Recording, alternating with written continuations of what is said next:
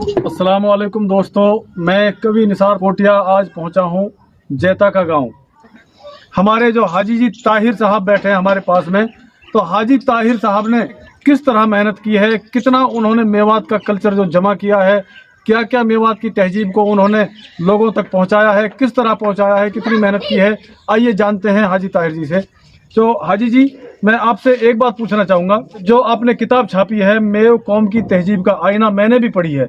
मैं आपको अपना उस्ताद मानता हूँ इसलिए कि आपकी किताब को पढ़कर मुझे कविता का ज्ञान हासिल हुआ। नहीं, उससे पहले मैं कुछ नहीं जानता था और ना ही मुझे कोई शायरी आती थी। जब मैंने आपकी किताब को पढ़ा तो उसमें पूरी मेवात के शायरों की शायरी आपने जो जमा की थी वो मैंने पढ़ी। उस शायरी को पढ़कर मुझे इतना ज्ञान हासिल हुआ कि अल्लाह ताला ने आज मुझे एक कवि का लक़ब दे दिया। लोग मुझे कवि निसार कोटिया के नाम से जानते हैं। वो मैं मानता हूँ या तो अल्लाह की देन है या फिर वो आपकी देन है। तो आपने वो किताब छापने के लिए कितनी मेहनत की, आप हमारे मेवात वासियों को बताएं। भाई ये है कि मैंने इस किताब के लिए बचपन से ही, मेरे एक दादा हो तो दोहा वहाँ बहुत लिखा जाना करो, और वहाँ का दोहा या किताब में सबसे ज़्यादा, तो जो मैं पढ़ के आ गया हूँ, 5वीं पढ़ रहा हूँ। कहाँ नाम हो जी आपके दादा को? अयूब हो जी वक्त नाम। वो हमारे गांव को हो, वैसे हमारे कुनबा में से हो, और उम्र हमारे पे ज़्यादा रह रहे हो। वहाँ के कोई बालक ना औलाद नहीं, इसलिए वो हमारे पे रहे हो, मेरे पे बहुत ज़्यादा रहे हो बेचारों, ऐसी वाली जिंदगी पार करी। लेकिन वहाँ के पे जो सबसे बड़ी पूंजी ही ये दोहा हवा की है, और वह बहुत ज़्यादा शौक हो। मैं पढ़ के आता हूँ, वो मेरे पे दोहा नहीं लिखवाता हूँ। अब मैं कह रहा हूँ दरअसल कहीं और किना लिखवा लिया, लोग भाई और कहीं पर लिखते ना, हाँ तू बहुत अच्छा लिखा इनने, तो मैंने वो लिख तो रह कर वालू कापी में रह कर आवे, तो वो बहुत शौक पढ़ो मेरी यार, चीज़ तो बहुत अच्छी अच्छी है, इनमें तो बहुत ज्ञान है, इन दोहा में तो बहुत काम की चीज़ है ये तो मैं उन्हें लिखता रहो। अब वो जब जमा होने लगा तो फिर मैंने सोचा यार ये तो लिख लेना चाहिए। फिर वो कुछ लोगों ने मुझे मशवरा दिया कि यार मेवात में ये चीज़ें बहुत लोगों के पास है, तो मैं ये समझिए आप, मैं कोई 15 साल की उम्र से ही इनको मैं लिखता रहा हूँ, इधर उधर डुल के पूरी मेवात में घुमाऊँ। मैंने ये तो पूरी जहाँ भी कोई मुझे पता लगी कि यार उसके पास ये चीज़ें हैं पहुँचो, और वहाँ से मैं लिख के लाया। और आज ने वह आदमी जिन पर मैं लिख के लाया हूँ उनमें से 2-4 आदमी बच रहा होंगे, जबकि वह एक आध सैकड़ों 150 आदमियों की तादाद में होंगे जिन पर मैं लिख के लाया हूँ। आज उनमें से 2-4 आदमी बच रहा। मैं पहले से इन्हें लिख के लाता रहा हूँ। मैं पाकिस्तान में गया, वहाँ से कुछ होली वोली, क्योंकि हमारा गाँव का जो है वह होली गा के रहा, तो उन पे ही होली, मैं जब वहाँ उल्टो वहाँ गयो मिलन को, तो मैं उनसे कुछ उन होली ने वापस लाया, उन पर लिख के है उन्हें वो तरह भी बताइए, तो बहुत अच्छी अच्छी होली। मैंने सोचा यार ये होली कितनी अच्छी है। तो मैं जब ये दोहा पोहा इतना इकट्ठा होगा, इतना मीठी हालात वाक़यात, इनकी मिसाल बहुत ही कीमती बात है, मैंने सोचा यार ये तो बहुत कीमती बात है, और ये अब ख़त्म हो जाएंगी कि अब इनको शौक ना रहो, क्योंकि अब तो कोई बालक ना तो कोई कहानियाँ रहो ना कोई सुननिया, शौक ही ना है। मैंने क्या इनको किताबों में लिख दी जाऊँ ताकि महफूज हो जाऊँ, आने वाले नस्ल देख सका यार हमारा बड़ा बूढ़ा ऐसा है और वह भाई उनकी सोच ऐसी ही, तो या तो उनको सोच को भी पता लगेगा। क्योंकि ये जो मेवात में हमारे मेवों पर शायरी आई कहाँ से, इनने ये शायरी अरबों, तुर्कों और अफगानियों से हासिल करी है, और यूँ या फन में यूँ कौम पूरी तरह माहिर होगी। इतनी बड़ी मतलब इतनी शायर एरिया में होगा कि आप यह सो अंदाजा लगा लो कि एवज जब एक मरतबा एवज का चला जाठों से मुकाबले हो गए होली इनको। हाँ, तो वे एक बार गया तो एक होली को जवाब ना गए दियो गए उनके लाल पे, तो वह आया एवज की पेन यार हम पे एक होली को जवाब ना दियो गए, ताकि जहाँ भी कोई मुझे पता लगी कि यार उसके पास ये चीज़ें हैं पहुँचो। और ये वजह, लेकिन अच्छी बात है, अब की बार जब हम दोबारा होंगी होली तो हम मैं चलूँगा, तो वहाँ ने जवाब बढ़ाए। आप यहाँ सुन, उसने जिन अल्फाजों में रोड मिला आपस में वह सब काट दिया, और जिनमें वोट ना मिला वही अल्फाज रखा, और उनमें ही हुआ होली को जवाब बनाया वाले, और उनको बढ़ा के जवाब वाले के लिए भाई आप सुनो, तुम अपना होली जवाब जब वाले जवाब दियो गा के ही मैंने कहा करो हम आओ। वो बहुत बड़ा गायक, तो वाकई दातन के बीच में रोड के बीच में पिन टांग दी, खड़ी कर दी सीधी लोहे की। जब यू गाय गो टंगा तो बढ़ जाएगी, लेकिन उनमें कोई एक भी अल्फाज ऐसा ना हो जब रोड फिरा पादन में बनाई जब जिनमें रोड आपस में ना फिरा, और वहाँ जब रहेगा कमाल कर दिया। तो ये कौम की शायरी का फन से बहुत पूरी तरह वाकिफ हो चुकी है, और यूँ शायरी इनकी ज़िंदगी में रच बस गई है। इनकी होली कहावत रुसवाई, इनकी मिसाल, इनकी कितनी कहावतें हमने लिख रखी हैं, और इनकी कितनी मिसालें, हाँ कैसी कैसी मिसाल बिराटो, हाँ इसलिए मैंने सोची कि मैंने क्या लिख दे, ये महफूज हो जाएंगी, आने वाली नस्लें इसको देखती रहेंगी। अपन लोगों ने किताब पढ़ना शौक ही ना है, बहुत कम ही कोई लोग पढ़ा किताब पढ़ा ही ना है। असल में हाजी जी आजकल जो सोशल मीडिया का जमाना ये वजह लेकिन अच्छी बात है, अब की बार जब हम दोबारा होंगी होली तो मैं चलूंगा। तो वाले जवाब बढ़ाए आप या उसने जिन जमाना है, कुछ भी देख लो, लेकिन जो चीज आपके पास है वो मोबाइल पे इस तरह नहीं आ सकेंगी, क्योंकि आपकी शायरी जो एक ऐसी चीज है कि वो आपकी किताब में महफूज है, लेकिन वो लोगों के पास जिन्होंने किताब पढ़ी है उन्हीं के पास है। जो आपकी किताब नहीं पढ़ते, जिनके पास कुछ नहीं है, वो आपकी किताब कैसे हासिल कर सकते हैं, आप ये बताइए। किताब तो ऐसा है, मैं कुतुब खाना पे दे रखी है मैंने किताब ने, मेरे पास अपने पेज मेरे पास हर वक्त मौजूद है। तो हाजी जी, कितनी किताब आपकी अभी बाकी है और क्या क्या नाम आपकी किताबों के हैं, और जो आने वाली किताब है उनके आपने क्या नाम रखे हैं, कितने वक्त में आपकी वो किताब आएंगी, इसके बारे में और बताएं। तो ये किताब ने मेरे जो फौजी उस्मान हो वो मेरा दोस्त हो, बहुत गहरा दोस्त, और अपनो गहरा दोस्त वो रहे जो अपनो हम ख्याल हो, जो अपनी सोच रखे, हम दोनों मिलकर हम तहजीब पे काम करे हैं, इसलिए वह सारी कविताएं मेरे कौम की तहजीब पे लिखी है। और वह बड़ी मेहनती बेचारा की, बड़ो शौक हो, बड़ी हमदर्दी कौम को, हमारे बेचारे बहुत सारी कविताएं लिखी। अब वह कविता वाले का दी भी ना मेरे पास था, तो मैंने वह कंप्यूटर में तैयार कर रखी किताब।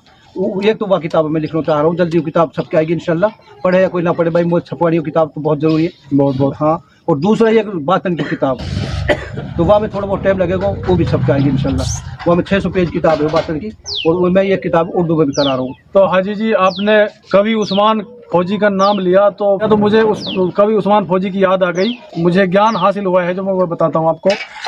फौजी उस्मान गुरु हो मेरो, शहर न हूँ मैं रहवे हो, अयूब कोट को गुरु दूसरो, बात समझ की कहवे हो। हाजी ताहिर जैताका को बात लिखे मेवात की, या की पुस्तक पढ़ी मोए जब पतो पड़ी सब बात की। वह पुस्तक में लिखी देख ली सब मेवन की बात, पुस्तक पढ़ के गुरु मान ली मैंने सब मेवात। क्योंकि उस किताब में सारे मेवात वासियों की, सारे मेवात के कवियों की शायरी मौजूद थी, उसे पढ़कर ही मुझे ये ज्ञान आया। इसलिए मैं हर उस मेवात के शायर को अपना उस्ताद मानता हूँ जिसकी शायरी पढ़कर मुझे ज्ञान आया। और हाजी जी ने मेहनत की, इन्होंने, और वह एक किताब में जमा की, मैंने पढ़ा उसको, तो हाजी जी को मैं और भी अपना बड़ा गुरु मानता हूँ, सबसे बड़ा।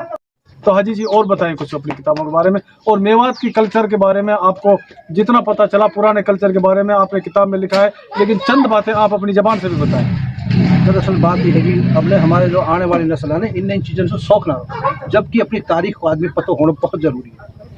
ये कौम हमने नू पता ना है कि भाई हम मुसलमान कद हुआ, हिंदुस्तान को आखिरी राजा पृथ्वीराज चौहान, जहाँ पे साहबुद्दीन गोरी ने 11 बार में हमला करो, तो वह लड़ाई में मारो गए, और साहबुद्दीन गोरी को भाई राज हो गो दिल्ली पे, तो वहाँ ने कुतुबुद्दीन ऐबक वहाँ गुलाम हो जाओ, 1206 में बैठ गो दिल्ली का तख्त, और 1200 तक ये कौम पूरी इस्लाम में दाखिल हो चुकी है।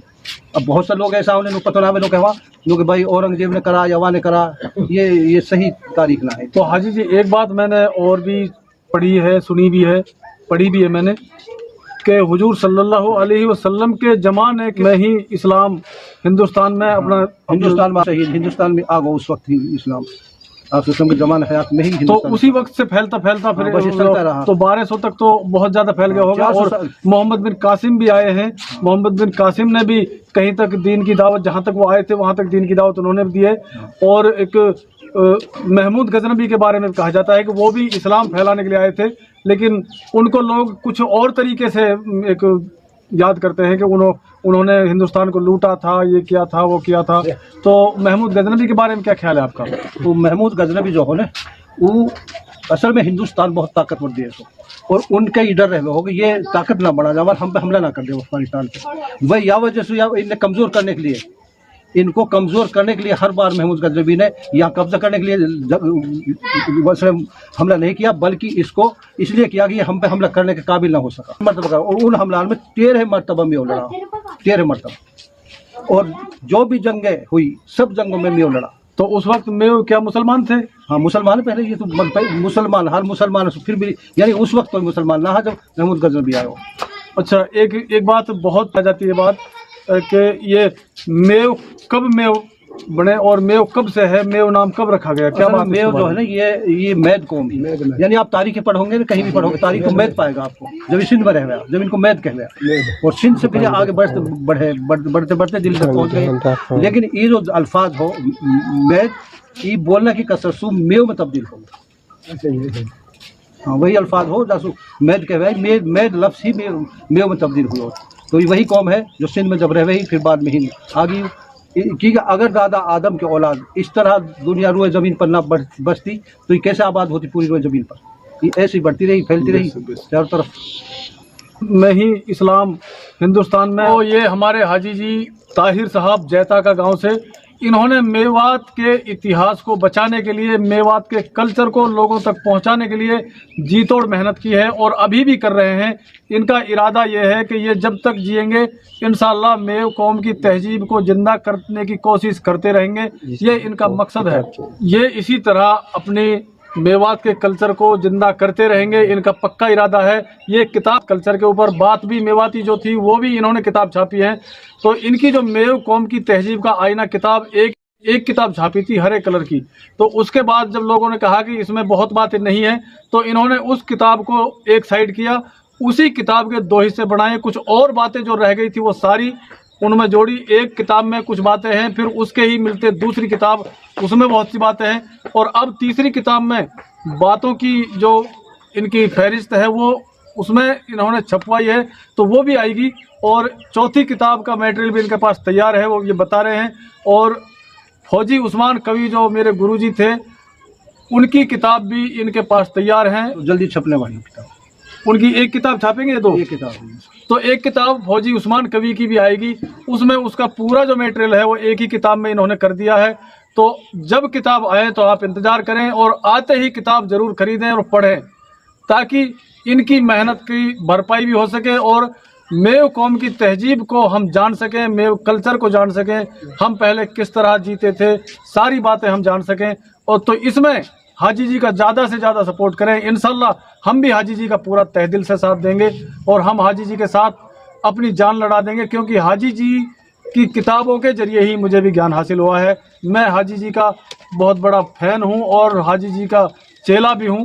तो इसी वजह से मैं आप लोगों से रिक्वेस्ट करता हूं कि हाजी जी की किताबों को ज़्यादा से ज़्यादा दूसरों तक पहुँचाएँ, खुद भी खरीदें। तो हाजी जी कहाँ पर मिलेंगे आप किताब?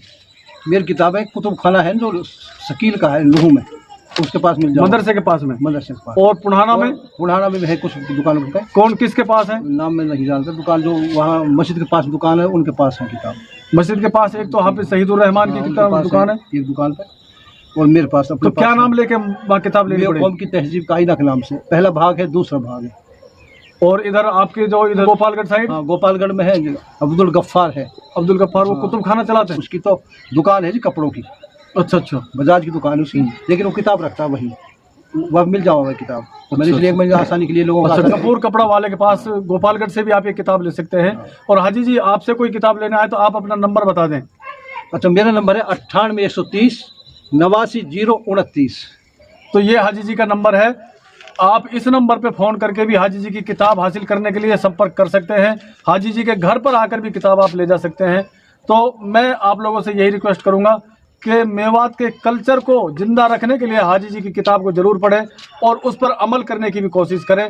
तो इतना ही बस मेरा कहना था। तो मिलते हैं किसी और अगली वीडियो में, तब तक के लिए अस्सलामु अलैकुम रहमतुल्लाहि व बरकातुहू।